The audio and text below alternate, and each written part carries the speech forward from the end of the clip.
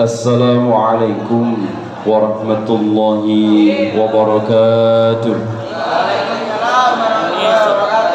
Alhamdulillahirabbil alamin, wassalatu wassalamu ala asyrafil anbiya'il mursalin sayyidina maulana Muhammadin wa ala alihi wa ahli baitihi wa ashabi ajma'in.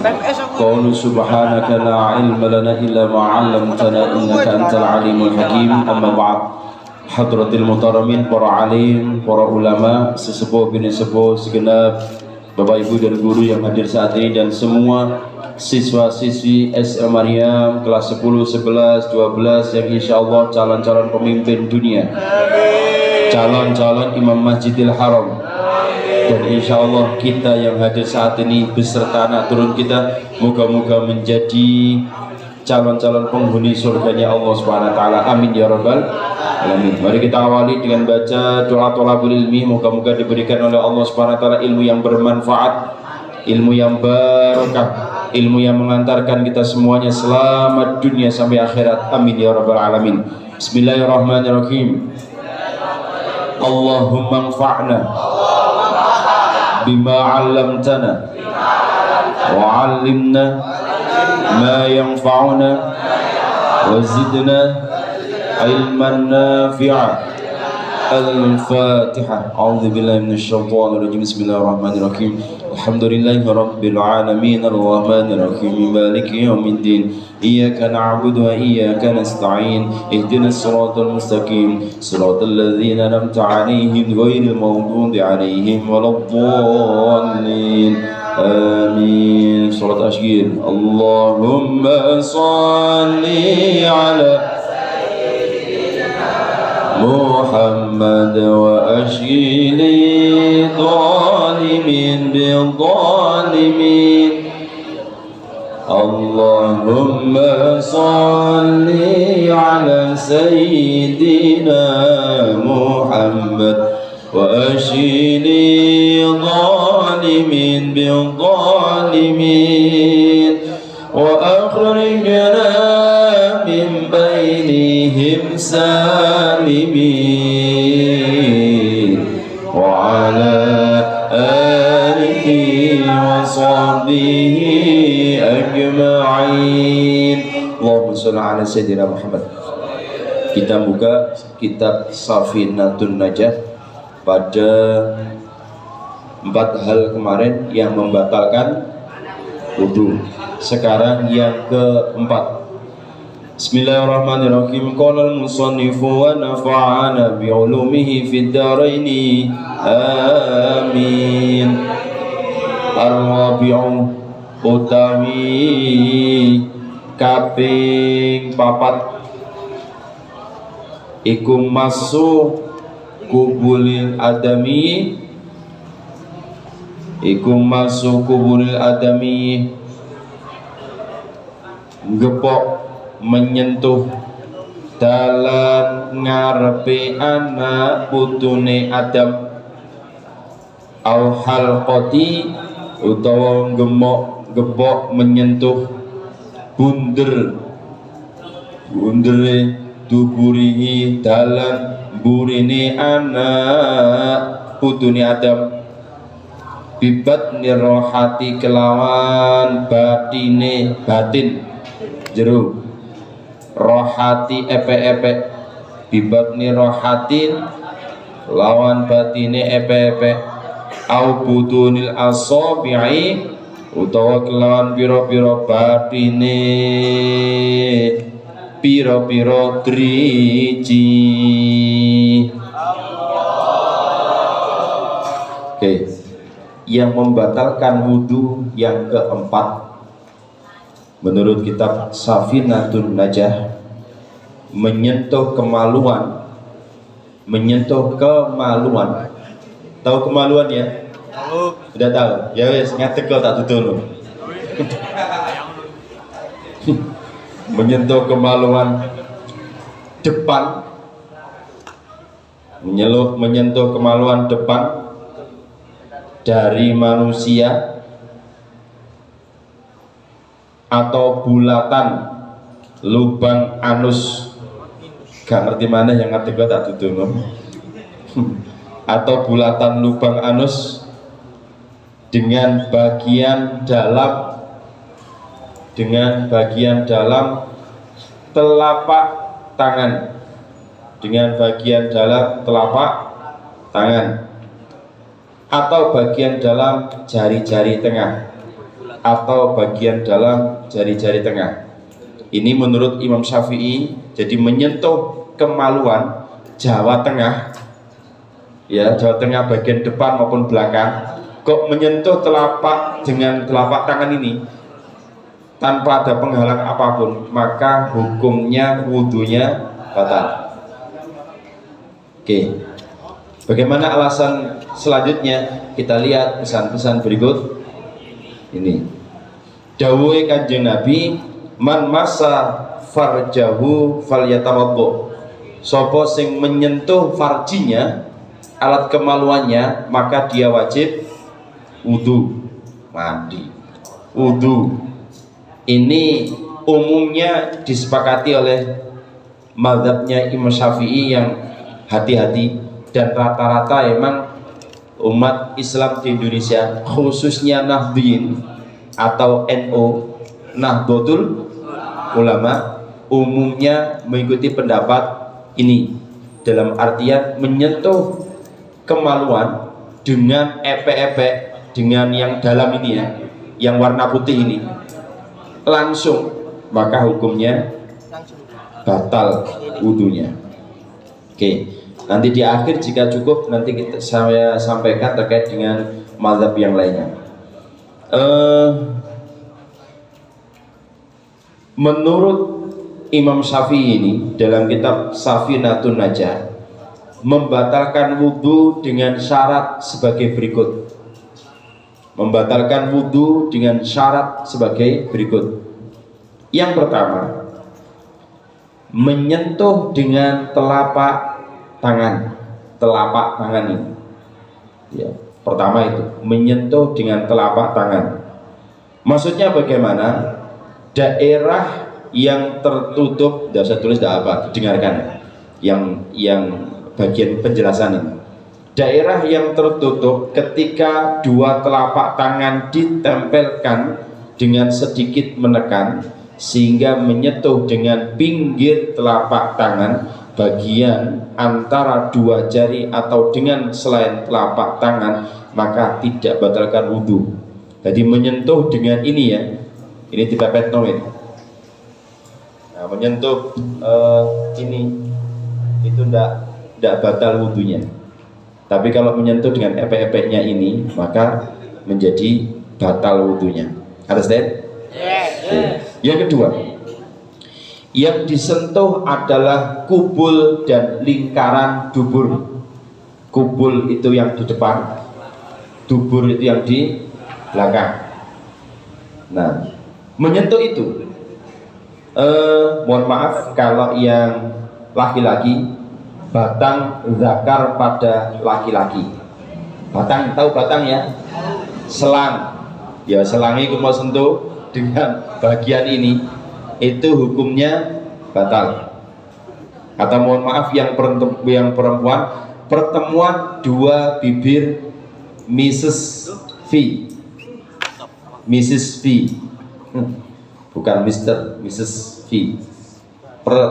Lubang bibir. Wis di anu dhewe sing wedok selana enggak usah mikir. Itu kalau disentuh dengan telapak tangan ini, maka hukumnya batal pada perempuan. Sehingga telapak tangan menyentuh kubul atau lingkaran dubur, lingkaran anus, maka membatalkan wudhu. Ya. Tapi jika tidak selain ini, maka hukumnya tidak batal. Pendapat ini. Oke, itu yang kedua. Yang ketiga, hal seperti ini perlu diperhatikan supaya nanti ketika sholat tidak meragukan, tidak mamang. Enak-enak, mohon maaf ya, kalau pakai celana insya Allah aman. Kalau pakai sarung yang mohon maaf tidak pakai CD. Jadi ini alasannya CISIS. Itu kemudian mohon maaf kalau kemudian terlalu tinggi alias kukur-kukurnya gatel terus munggah, ukur-ukurnya pakai telapak tangan, maka batal. Hati-hati yang pakai sarung. Kadang mohon maaf, pakai sarung tidak lewat belakang, tapi lewat atas, dilepuk nong, gerok-gerok, geratak-geratak, batal.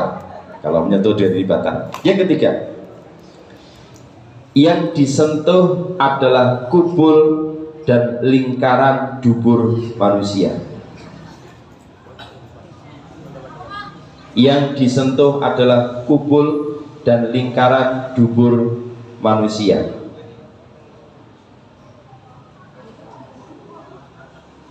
Keterangannya ini berlaku juga untuk mayit.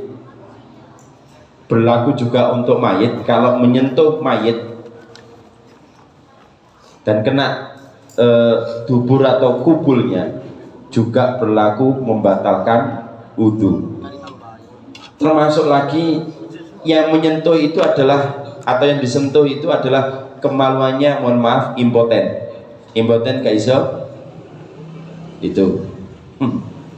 itu membatalkan wudhu. Nah, bagaimana Pak kalau kemudian menyentuh kemaluan hewan? Ini mayoritas pendapat ulama tidak batal menyentuh kemaluan hewan.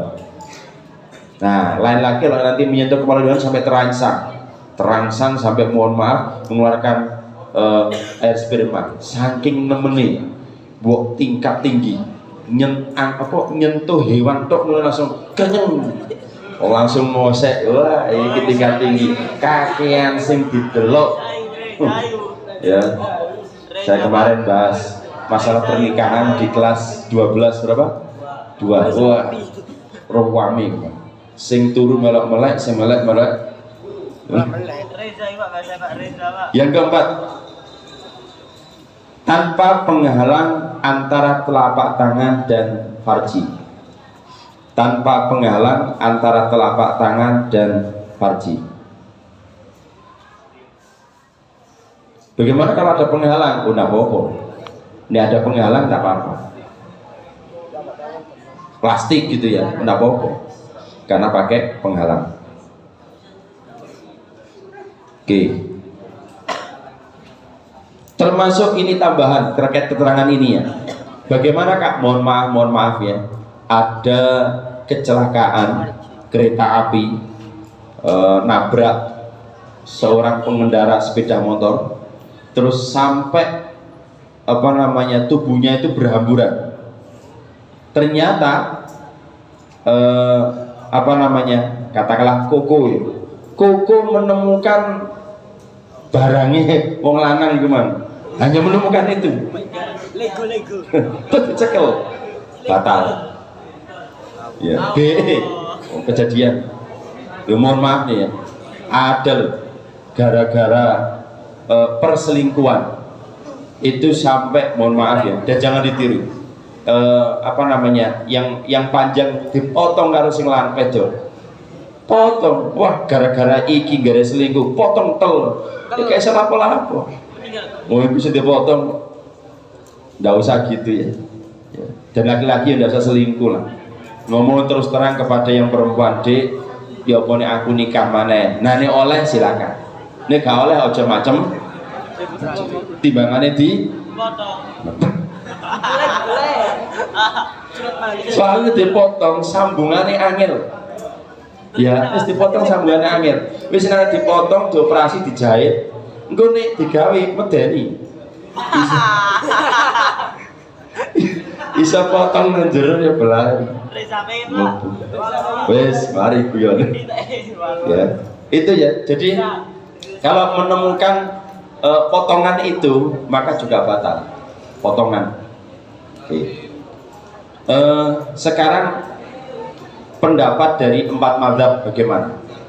Saya sampaikan. Ini untuk pengetahuan. Kalau tadi murni Imam Syafi'i, dan saya pribadi lebih seret Imam Syafi'i karena sudah menjadi kebiasaan. Kecuali dalam beberapa hal nanti perlu ada pindah mazhab, oke. Tapi umumnya paling aman ikut Imam Syafi'i. Oke. Pendapat 4 mazhab terkait dengan menyentuh kemaluan ini apakah batal ataupun tidak? Pendapat yang pertama, yaitu Imam Hanafi tidak membatalkan wudhu. Imam Hanafi ini berlaku untuk siapapun, farjinya sendiri, farjinya orang lain, maupun orang mati.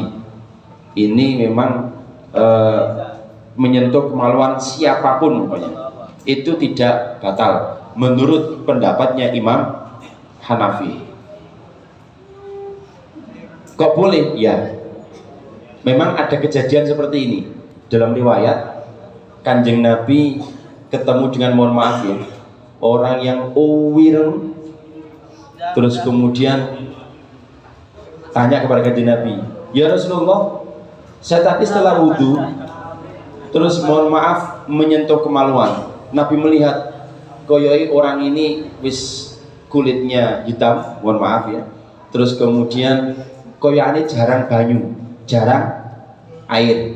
Akhirnya Kanjeng Nabi gini, ya gini ya, pendapatnya dalam riwayat itu, kulitnya sampean yang manapun, baik kulit wajah, kulit tangan, kulit seluruh tubuh, itu ya podoai kulit, sehingga sampean menyentuh apapun dari kulit, ya tidak batal. Karena Kanjeng Nabi melihat waktu itu wonge kusem, wonge rada surem ya, jarang air. Maka Kanjeng Nabi, oh itu batal. Tapi dalam kondisi yang lainnya, Kanjeng Nabi menyampaikan, ya Rasulullah, saya ini menyentuh kemaluan setelah wudhu, batal atau tidak? Batal.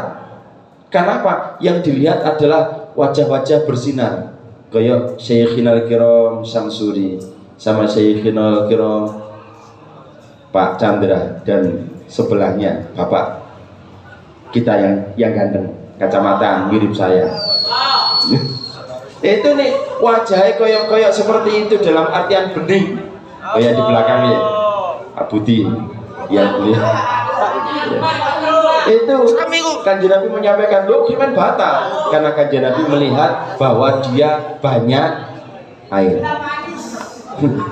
Jadi Kanjeng Nabi menghukumi apa namanya, dua orang itu beda, sehingga yang ini dipakai Imam Hanafi, yang satu dipakai Imam Syafi'i. Oke, understand? Oke. Pendapat yang kedua, pendapatnya Imam Malik atau Malikiyah, membatalkan wudhu jika dilakukan sengaja. Nih sengaja, wis sengaja aja nih gubatel ya, daerah Jawa Tengah gubatel, terus tangannya wis sengaja geradak sampai protol, maka itu batal kalau sengaja. Kalau tidak sengaja karena mungkin refleks, tidak tahu, mungkin ada gejala gatel apa, refleks langsung kemudian dikukur, karena tidak sengaja, menurut Imam Maliki adalah tidak batal. Oke.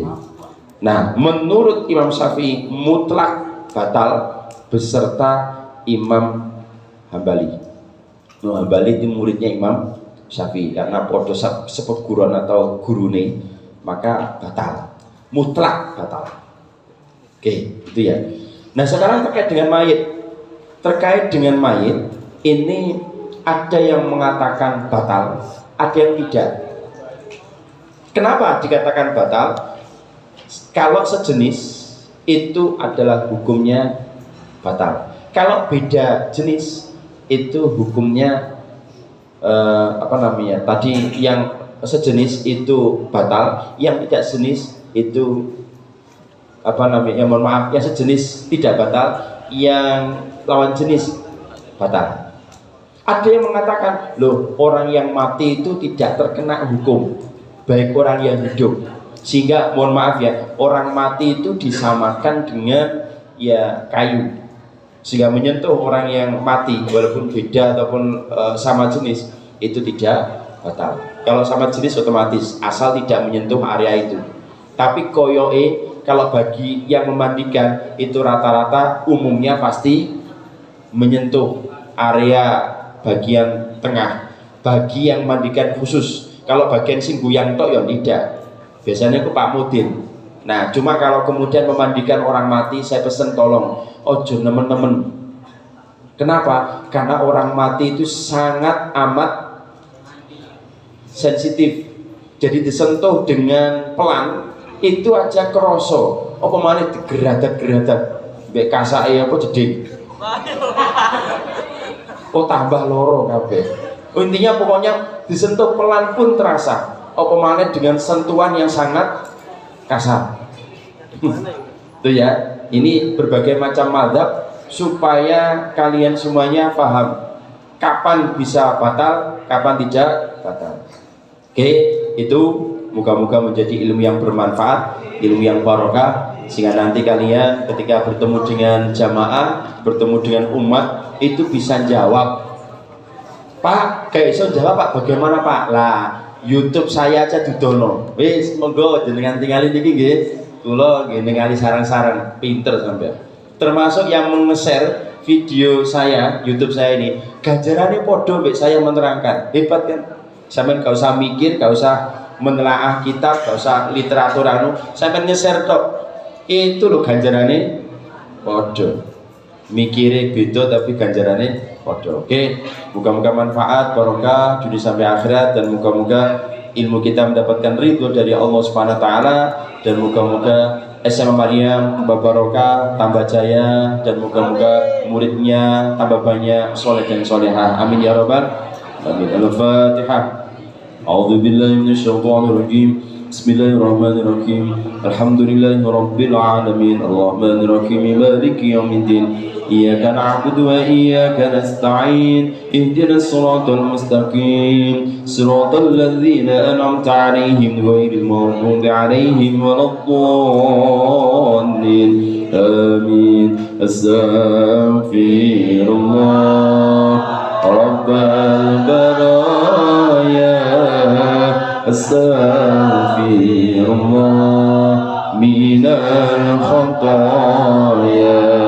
Rabbi zidni ilman nafi'an wa wafiqni amalan salihan. Wal asri. Bismillahirrahmanirrahim. Wal asri innal insana lafi khusrin illa alladhina amanu wa amilus solihati wa tawasaw bil haqqi wa tawasaw bis sabr. Sadaqallahul azim. Kalamun qadimun la yumallu qawluhu tanazzaha an qawli وفعل ونيات به أستفي من كل داء ونور دليل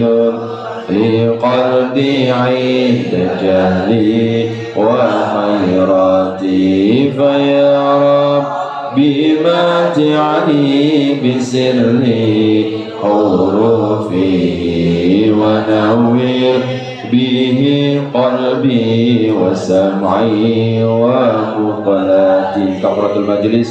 سبحانك اللهم وبحمدك أشهد أن لا إله إلا أنت أستغفرك وأتوب إليك. اللهم وفق لنا من طريق. السلام عليكم ورحمة الله وبركاته.